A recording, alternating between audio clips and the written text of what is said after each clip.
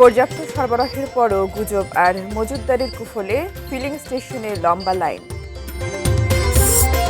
সরকারি দামের তোয়াক্কা করছেন না এলপিজি বিক্রেতারা, অভিযোগ ভোক্তাদের। হামের উপসর্গ নিয়ে গত ২৪ ঘন্টায় ৪ জেলায় ৪ শিশুর মৃত্যু। এবং ৫ বছরে শুধু কুমিল্লাতে ট্রেন দুর্ঘটনায় নিহত প্রায় ৩৫০।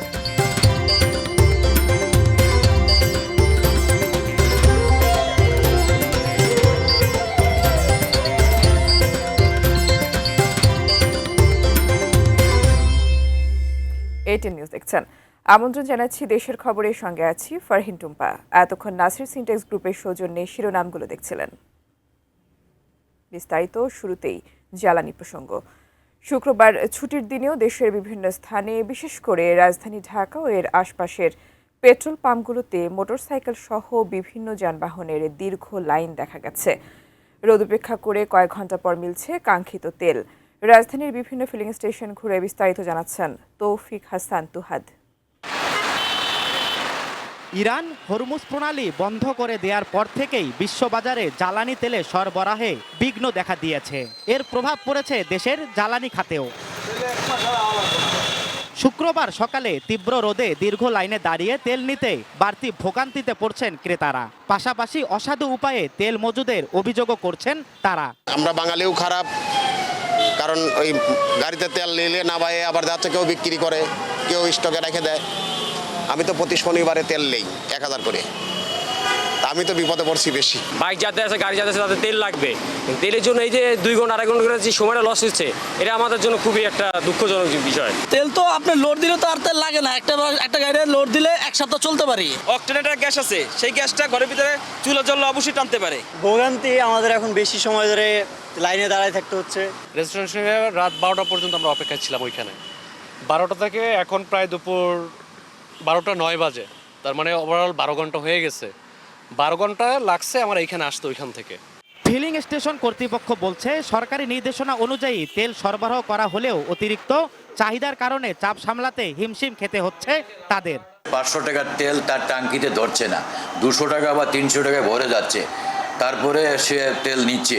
সরবরাহ ঘাটতি, ডিপো থেকে তেল না আসা, হঠাৎ চাহিদা বৃদ্ধি, মূল্য বৃদ্ধির গুজব এবং মজুতদারি, এসব কারণে ফিলিং স্টেশনগুলোতে ক্রেতাদের উপচে পড়া ভিড় বলে মনে করছেন সংশ্লিষ্টরা। সরকার ও ফিলিং স্টেশন কর্তৃপক্ষ বলছে তেলের কোনো ধরনের সংকট নেই, তারপরও রোদকে উপেক্ষা করে মোটরসাইকেল ও প্রাইভেট কারের এই দীর্ঘ লাইন। প্রশ্ন রয়েছে কবে কমবে সাধারণ মানুষের এই ভোগান্তি। Taufiq Hasan Tuhad, ATN news, Dhaka. Singapore থেকে প্রায় ২৭,৩০০ টন ডিজেল নিয়ে MT ইউয়ান জিংহে নামের একটি তেলবাহী জাহাজ চট্টগ্রাম বন্দরে পৌঁছেছে। ভোরে জাহাজটি বন্দরের বহির্নোঙরে আসে এবং পরে দুপুরে ডলফিন জেটিতে ফেরানো হয়। বাংলাদেশ পেট্রোলিয়াম কর্পোরেশন জানায় দুপুর ২টার দিকে তাদের কর্মকর্তারা জাহাজটি পরিদর্শনে বন্দরে যান। এরপর আনুষ্ঠানিক প্রক্রিয়া শেষে ডিজেল খালাস শুরু হবে। মধ্যপ্রাচ্যে যুদ্ধ পরিস্থিতির কারণে জ্বালানি সরবরাহে ঝুঁকি তৈরি হওয়ায় সরকার বিকল্প উৎস থেকে আমদানির দিকে জোর দিচ্ছে। যুদ্ধ শুরুর পর এটি চট্টগ্রাম বন্দরে আসা নবম ডিজেলবাহী জাহাজ। এছাড়া গত কয়েক সপ্তাহেও একাধিক জাহাজ এসেছে। এলপিজি সিলিন্ডার বিক্রিতে সরকারের বেঁধে দেয়া দামের কোনো তোয়াক্কাই করা হচ্ছে না। এক একটি সিলিন্ডারে মুনাফা লুটে নেওয়া হচ্ছে ৩০০ টাকারও বেশি। এজন্য কোম্পানিগুলোকে দায়ী করছেন ডিলার ও খুচরা ক্রেতারা। আবুল কালাম আজাদের রিপোর্ট। ভোক্তাদের কাছে ১২ কেজির প্রতিটি সিলিন্ডার বিক্রয়ে ১,৭৮৮ টাকা বেঁধে দেয় Bangladesh energy regulatory commission BERC। বৃহস্পতিবার সন্ধ্যা ৬টা থেকে নতুন এই দাম কার্যকরের ঘোষণা আগেই দিয়েছিলেন তারা। আদৌ কি তা বাস্তবায়ন হচ্ছে? একদিন পর রাজধানীর কারওয়ান বাজারের জনতা ট্রেডার্সে এটিএন নিউজ। দেখা যায় দামের কোনো বালাই নেই সেখানে। সরকার ঘোষণা দেওয়ার পরও গাজীপুরের BM ডিপো থেকে বাড়তি দামে ১২ কেজির LPG সিলিন্ডার কিনতে হয়েছে বলে দাবি তাদের। ১৭৪৫ টাকা হচ্ছে কোম্পানির রেট। এই যে BM গতকালকে রেট দিয়েছে, আমরা আজকে বিক্রি করেছি ১৮০০ টাকা করে। গভর্নমেন্টের রেটের সাথে কোম্পানির রেট মিলে না। প্রতিষ্ঠানটিতে নামে মাত্র একটি মূল্য তালিকা টানানো, নির্ধারিত দামে বিক্রি করতে না পারায় প্রতারিত গ্রাহক। আমাদের নিয়ম অনুযায়ী এটা আমাদের লাগাতে হয়, কিন্তু আমরা এই দামে বিক্রি করতে পারি না, তার চেয়ে বেশি আমাদের কেনা। 1900 টাকা বিক্রি করে আমাদের কাছে তারা 1850 টাকা রাখে। 1-150 টাকা বেশি নিতে আছে গ্যাসের দোকানের মাল লিখে দেয়। রামপুরার বউবাজারের একাধিক প্রতিষ্ঠান ঘুরে দেখা যায় সেখানকার অবস্থা আরও ভয়াবহ। কোম্পানিগুলোর পরিবেশকের কাছ থেকেই তাদের নাকি এক একটি সিলিন্ডার 200 টাকারও বেশি দামে কিনতে হচ্ছে, কোনো রসিদও দেয়া হয় না তাদের। এ নিয়ে ক্ষুব্ধ সাব ডিলাররা। 1950 টাকা আপনাদের পাইকারি ডিলার থেকে কিনতে হয়, যারা ডিস্ট্রিবিউটার, বড় ডিস্ট্রিবিউটার। আমরা তো সাব ডিলার ছোট, আমাদের সেক্ষেত্রে বিক্রি করতে হবে 2000, 2050 এরকম আমরা বিক্রি করতে পারবো না। সরকার যে রেট দেয় ওই রেটে কোথাও পাওয়া যায়, আমরা যে ডিলার থেকে আনি ডিলারে ওই সেম রেটে দেয় না। বেহাল দশা খুচরা বিক্রেতাদেরও।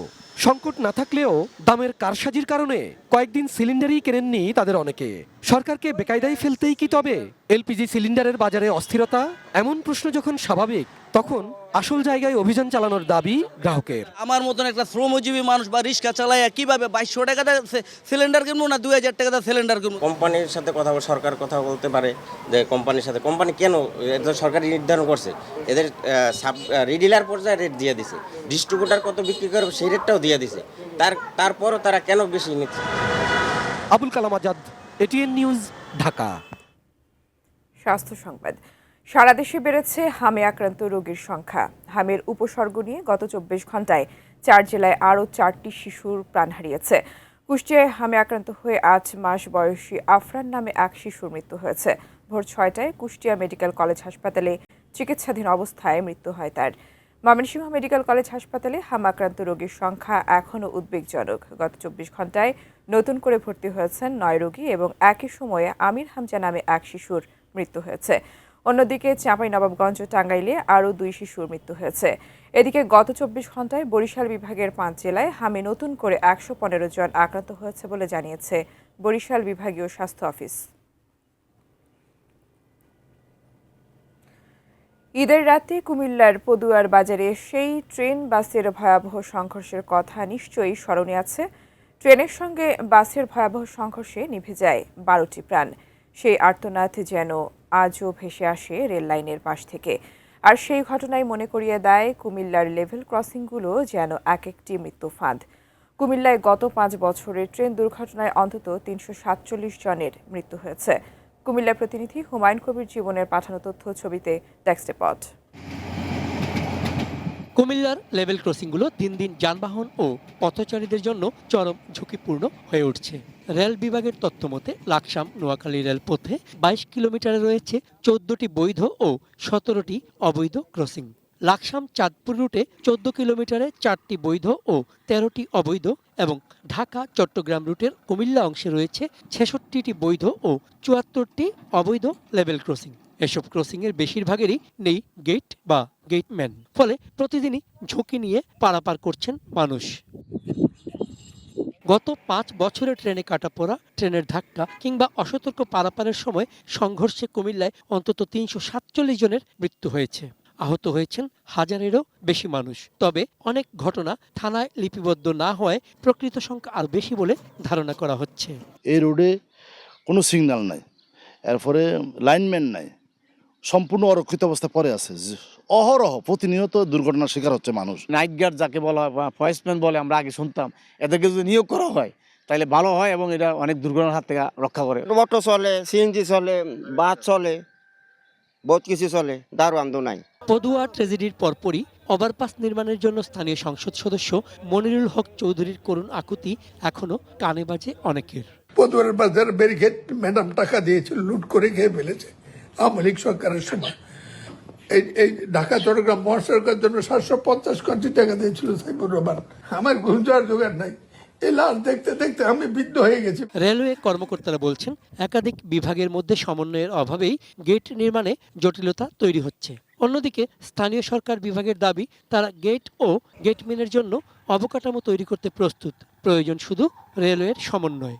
এলজিডি বা আদার যে সংস্থাগুলি আছে তারা অহরহ রেল লাইনের উপরে আমাদের সাথে আলোচনা ছাড়া রাস্তা করছে। আমরা বাধা দিচ্ছি, তারপরও দেখা যাচ্ছে তারা এই লুকিয়ে বা রাতের আধারে রাস্তা তৈরি করে ফেলছে। বিশেষজ্ঞরা বলছেন দ্রুত অবৈধ ক্রসিং বন্ধ, প্রয়োজনীয় স্থানে গেট ও গেটম্যান নিয়োগ এবং জনসচেতনতা বাড়ানো জরুরি। পাশাপাশি সাধারণ মানুষকেও সতর্ক থাকতে হবে। অসতর্ক পারাপার এড়ানোই হতে পারে জীবন বাঁচানোর সবচেয়ে সহজ উপায়। একজন আরেকজনকে দোষারোপ না করে এই মানুষের জীবন নিয়ে কখনো এটা নিয়ে আমরা কখনো এক্সপেক্ট করবো না। সুতরাং আমি মনে করি রেলওয়ে কর্তৃপক্ষেরই উচিত এটা বিষয়টা নিয়ে সচেতন থাকা এবং তাদেরকে এটা নিয়ে প্রোঅ্যাক্টিভ আগে আসা। ঈদের সেই রাতের মতো আর কোনো শোকের রাত যেন না নামে, এই প্রত্যাশাই এখন কুমিল্লাবাসীর। চন্দন পাল, ডেস্ক রিপোর্ট, এটিএন নিউজ। দেশের খবরে এ পর্যায়ে বিরতি নিচ্ছি, এরপর আরও যা থাকছে।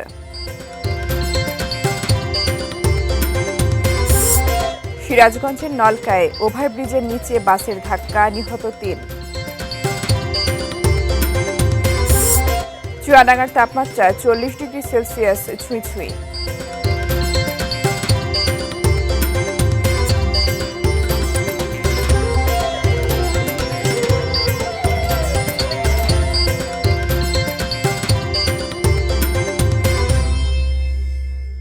বিরতির পর আবারও স্বাগত। যমুনা সেতু পশ্চিম সংযোগ সড়কে যাত্রীবাহী বাস নিয়ন্ত্রণ হারিয়ে চালক সহ ৩ জন নিহত ও ১০ জন আহত হয়েছেন। শুক্রবার বেলা 11:15টার দিকে যমুনা সেতুর পশ্চিম সংযোগ সড়কের সিরাজগঞ্জের নলকায় ওই দুর্ঘটনা ঘটে। বেলা 11টায় হাটিকুমরুল ঢাকা মহাসড়কের রায়গঞ্জ উপজেলার নলকা গ্যাস অফিসের সামনে ওভারব্রিজের নিচে এই দুর্ঘটনা ঘটে। পুলিশ জানায়, ঢাকাগামী বুশরা পরিবহনের একটি যাত্রীবাহী বাস ঘটনাস্থলে পৌঁছালে হঠাৎ চাকা ফেটে যায়।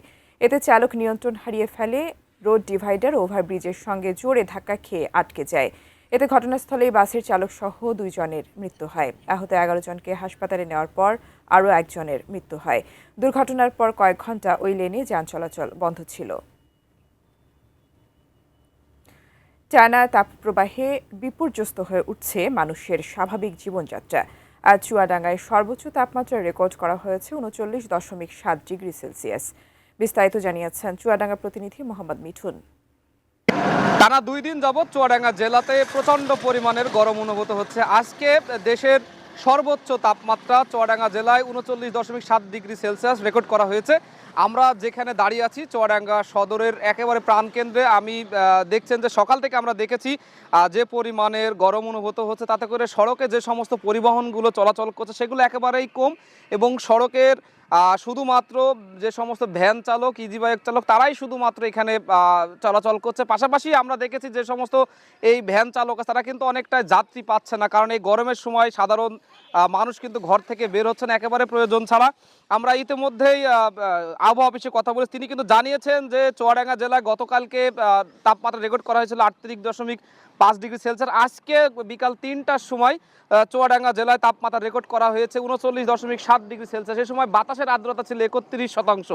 তো বাতাসের আর্দ্রতা কমার কারণে গরমটা কিন্তু আরও বেশি অনুভূত হচ্ছে। পাশাপাশি চুয়াডাঙ্গা সদর হাসপাতালে আমরা কথা বলেছি, চিকিৎসক জানিয়েছেন যে এই গরমে হিট স্ট্রোক হওয়ার সম্ভাবনা বেশি রয়েছে, সেজন্য প্রয়োজন ছাড়া যাতে কোনো মানুষ ঘর থেকে বের না হয় সেজন্য কিন্তু তারা কিন্তু পরামর্শ দিচ্ছে। পাশাপাশি এই গরমের কারণে প্রচণ্ড পরিমাণের পানি জাতীয় ফল খাওয়ার তারা কিন্তু পরামর্শ দিচ্ছেন। তো সব মিলে এই ছিল আমার কাছ থেকে চুয়াডাঙ্গা জেলার গরমের সর্বশেষ তথ্য। দেশের খবরের পর্যায়ে আবারও বিরতি নিচ্ছি, সঙ্গে থাকুন।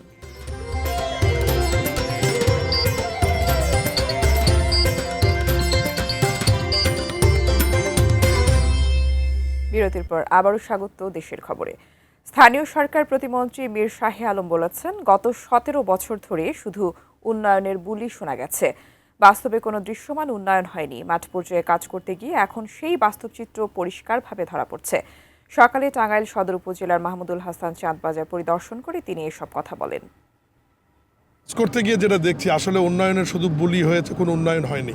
আমি ইতিমধ্যে ডিডিএলজির সাথে কথা বলেছি, উনি মাননীয় প্রতিমন্ত্রীর সাথে কথা বলে জরুরি ভিত্তিতে রাস্তা, মাছের যে বাজার এবং অন্যান্য বাজারের যে জরুরি মেরামতের প্রয়োজন, এটা আমরা আপাতত মেরামত করে দেব যাতে ব্যবহারযোগ্য হয়।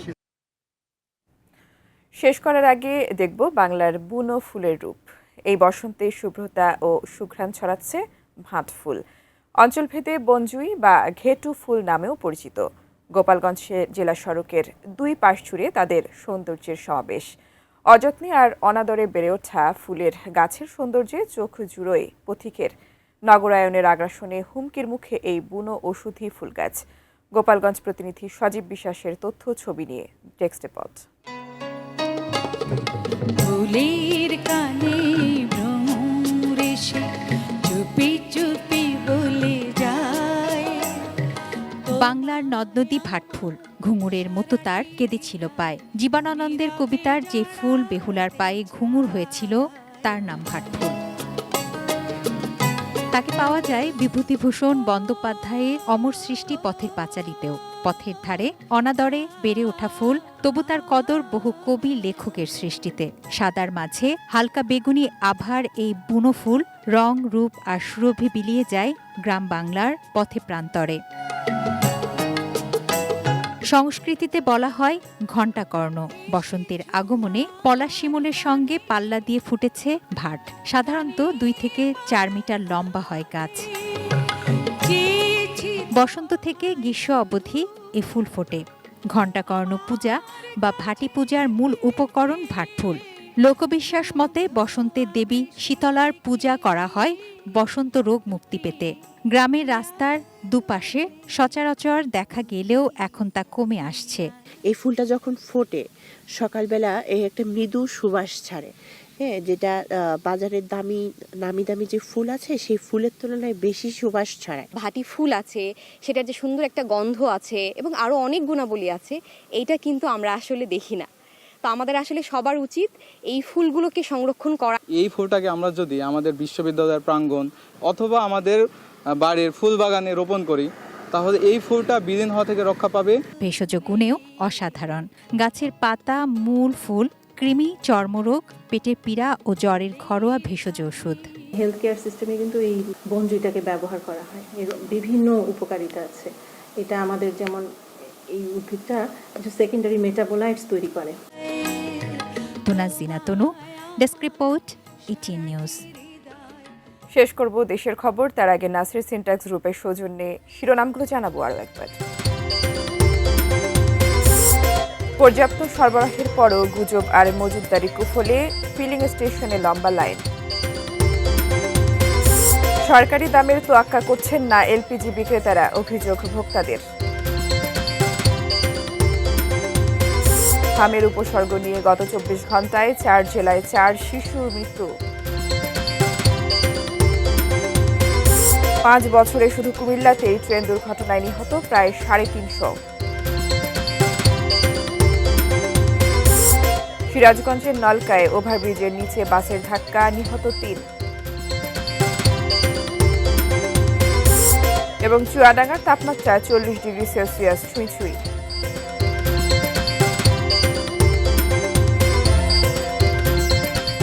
এই ছিল দেশের খবর। সঙ্গে থাকার জন্য ধন্যবাদ সবাইকে।